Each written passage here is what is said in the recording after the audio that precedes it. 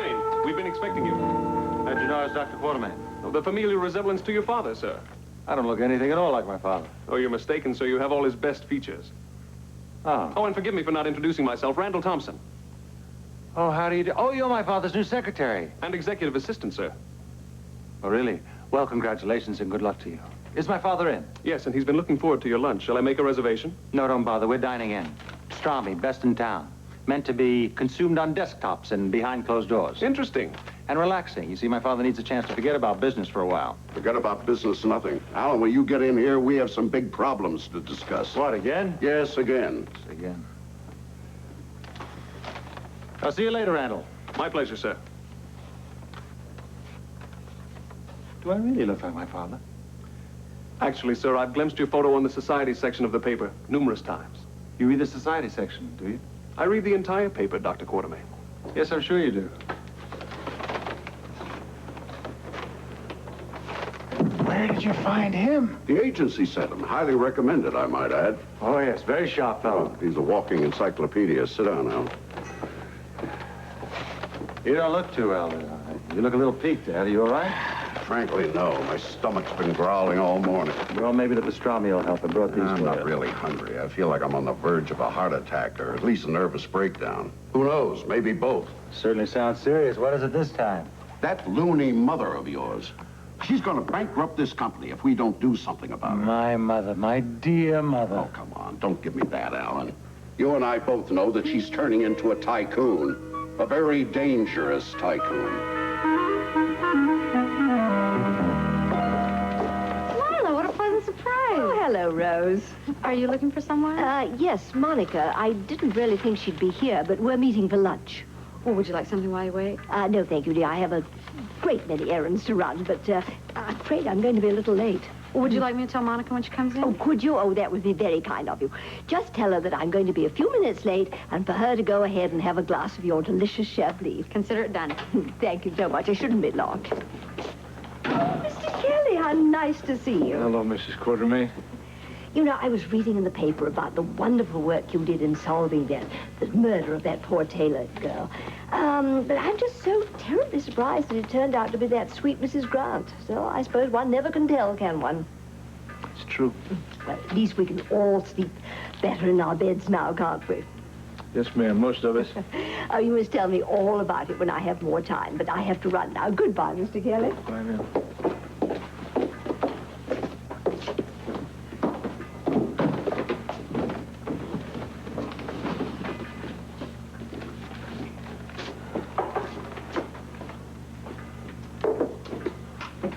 You want to take a look at the paper? No, not if it has anything to say about the murder, no. You're going to have to face it sometime, Joe. Sometime, but not right now. Sure.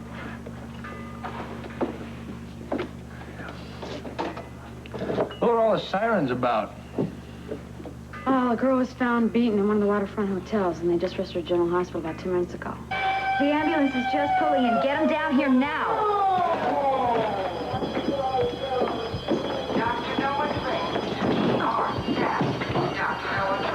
How long has she been hemorrhaging? It's tough to say. Nobody at the hotel would answer questions. She's in a lot of pain.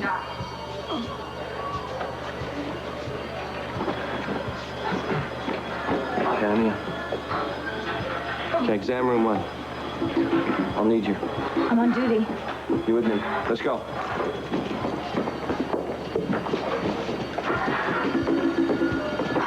Jesse, Bobby, can you get someone down here to cover the desk? Staff, an emergency. Brutal, this kind of thing. Guess it goes with the profession, though. What do you mean? Didn't you know, man? She's a hooker.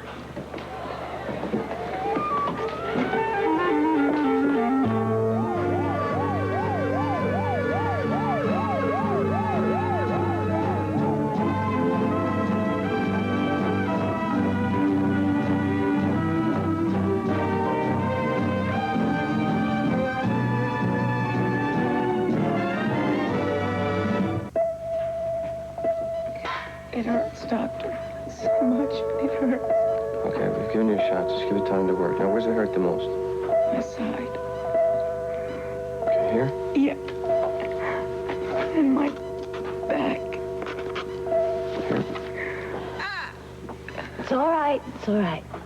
We're here, okay? He wouldn't stop. He just kept kicking me. I know. I know it wasn't me. It wasn't me he hated. It was himself. I was crying and screaming, but he kept kicking me. All right, look, don't talk right now, okay? You just try to rest. Did you get that? Doctor, she's bleeding internally. Anything I can do? Yeah, contact Bradshaw. Tell him to meet me at radiology. I'd like to look at the film on her as soon as we get it, okay? And an OR nurse. Right away, Dr. Drake. It's all right. I'm here with you. Let's go, transport. You don't have to worry about a thing. Radiology, priority. Bobby, bring the charts with you. Come on, this one. Dr. Bradshaw's been alerted. How is she? Massive contusion, internal injury to abdomen, internal bleeding. We're gonna have to move this. Bobby, I want you to stay closer, okay? Yes, doctor? Jesse, see if you can find mother, father, any kind of family, okay? Let's go. Come on, Dad. I don't want to hear anything about Mother. You know exactly how I feel about that. Oh, yeah, I'm very much aware of your spineless attitude about it. Well, you call her whatever you like. She's my mother. I love her, and I feel a great deal of compassion toward her. And apparently none for your father. Oh, give me a break and knock it off, will you? Your pastrami's getting cold. Anyway, it's already cold.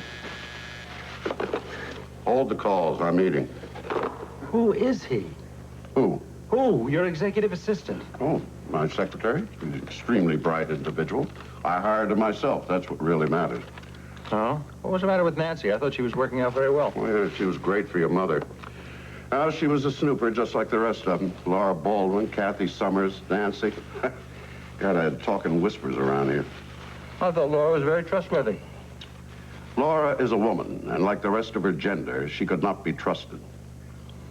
Come on, you don't really believe all that. Yeah, believe it. I'll swear to it. Women should never have been let out of the kitchen. Good thing Gloria Steinem isn't here. She'd punch your headlights out. Come on, finish your lunch. You think I'm joking? In case you haven't noticed it, young man, your mother has single-handedly destroyed ELQ. What are you talking about? This organization is perfectly intact. I mean, what about Bolin Pharmaceuticals? I mean, that's a hell of an acquisition. Okay, I admit that, well, that was a pretty good choice, but ye gods, the New York lawyers handled all that. All your mother had to do was open up her mouth and say yes when they told her to. Teach monkeys to do better than that. You're disgusting. Have I ever told you that before? This organization is running very smoothly, and you know it. Oh, you think so, do you? Uh-huh. I don't suppose you've noticed any change in the outer reception area or in here? I have no idea what you're talking about. Well, of course, I wouldn't expect you to remember, but there used to be a rather large and full filing cabinet out there. And now there isn't, right? Oh, just a terrarium full of exotic plants. I thought you liked plants. Yeah, outdoors. And look at this. All my personal files, gone. Well, maybe Mother had them put, Where, in the record room? Oh, you take a look at that room, empty. Dad, what are you saying?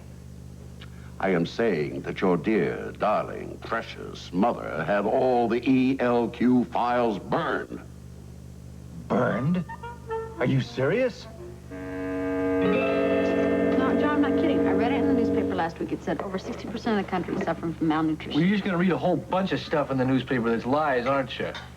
And I'm real sorry I just said that. It's okay.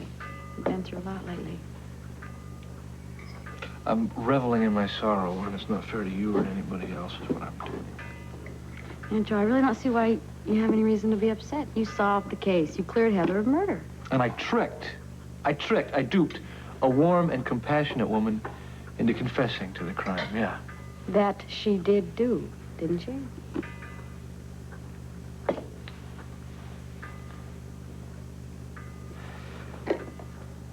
It was like a dream where I was walking right into hell. Every step got hotter and brought me closer, and I couldn't stop. Guess you followed your conscience on this one instead of your feelings, huh? You know, everybody's been asking, you know. About what? How you did it. How you put it all together. Just brilliant private detection. I don't know. I'm curious. I don't know. Started with this Parkside Prowler, Crimpton. The guy told me that he took a bus. That put me on the idea of bus, so just to prove him a liar, I followed up on it. I talked to the passengers that were on the bus, the number 9 that ran by there that night. They, in turn, led me to a driver that was moonlighting. A guy that said he could never forget a face. I don't know, I probably would have wrapped it up a lot sooner, except the hairpins threw me off. What hairpin? It was a hairpin just like the one that Heather stole from Shelley Vernon. Mrs. Yamato, the lady that came in here, found it on the bus floor. So you thought Heather was on that bus? Yeah, for a minute I did. But then I remembered that too many people had seen Heather driving Vernon's car. So it made me think on the buses, and I went down to Connecting Depot and found that the number 9 bus could connect with a bus that runs right into Glenville. Well, now, how did Mrs. Grant ever get that hairpin? Well, maybe it fell out of Heather's hair while she was at Diana's, and Alice picked it up with the gun. Did Alice say that? No, she doesn't remember. She doesn't remember anything. She didn't even remember taking the bus. But she did kill Diana. Are you sure of it? I mean, look, she could still be trying to cover for Heather, couldn't she? You should have been there. It was freaky. Alice was telling us a story, and it suddenly sparked Heather's memory, and the two of them practically relived the whole scene right in front of us. I never would have figured Alice Grant to be a murderer. She's not. What? She's not a murderer. She was there. She tried to keep them from hurting each other, the two that were there that were capable of maybe murder. I don't know. The only person there that night that was not capable of murder was Alice Grant, and she is the one that's responsible for it. So there's your little chunk of irony, huh? Joe, what's going to happen to her now?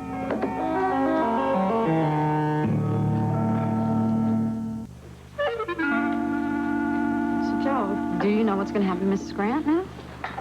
Well, it's basically up to the DA. Think they'll charge her with murder? No manslaughter. Then there's going to be a trial. Oh, yeah, there'll be a trial and interviews and photographs and newspaper articles and all of the public reaction that comes with a sensational trial. Yeah, Alice Grant's troubles are just beginning. You know, Joe, it's amazing. She kept quiet throughout that whole time you were interviewing everybody around her. She must have been going through such agony. Which was exactly why I hated having to tell her that Heather had escaped from jail. It amounted to terrorizing the woman. But you had to do it. I'm not so sure. I don't know what I should have done. Well, you did what you had to do. Let it go. I can't. I just don't understand it. At first, I thought that she was just, you know, mean, malicious, some sort of monster because she wanted her daughter locked away. And then she said, and I realized that she did it because she wanted Heather to be in Forest Hills. Hello, everyone. Hello. Hi, Monica. Lila said she had to take care of some business and she'll be back in a little bit. Oh, my Lord. I wonder whose wedding she's planning now. No, she did say it was business. Oh, here I go. Okay. Well, that could either mean two things. One, that she's just bought a small conglomerate nobody's ever heard of, or she's having her hair done. I think she puts equal weight on both. Well, would you like a glass of wine while you wait? No, I left some coffee, though. You got it. There's your seat taken. Please. Thank you. So, I guess you must be relieved now that Mrs. Grant is in jail. I guess. What happens to Heather now? Well, there's going to be a court hearing to determine what should be done. Well, what kind of hearing? Oh, it'll be just, you know, the usual sort of testimonies, family, doctors, lawyers. Dr. Katz. Yeah, he'll be center stage. Thank you. Well, I feel like saying congratulations. Should I? Why not? All right. Congratulations. Well, you're certainly looking a hell of a lot better than the last time I saw you. Well, I feel a lot better. Why are you here? Oh, a couple of reasons. First of all, I wanted to let you know that there's a hearing on your case tomorrow. I see. Yeah, and I'll be expected to answer a lot of questions about you. Now, I already had my little chat with the DA. He was very concerned about the state of your mental health and your future prospects. What did you tell him? I was generally optimistic. Meaning? Meaning I answered him as honestly as I could. Heather, I told him that you could have a very bright and normal future. Oh, thank you. Well, you don't have to thank me. The other reason I came by is because I wanted to know how you were doing. So, how you doing? Well, I'm doing fine, considering I'm locked up in a jail cell for something I never did. Yeah.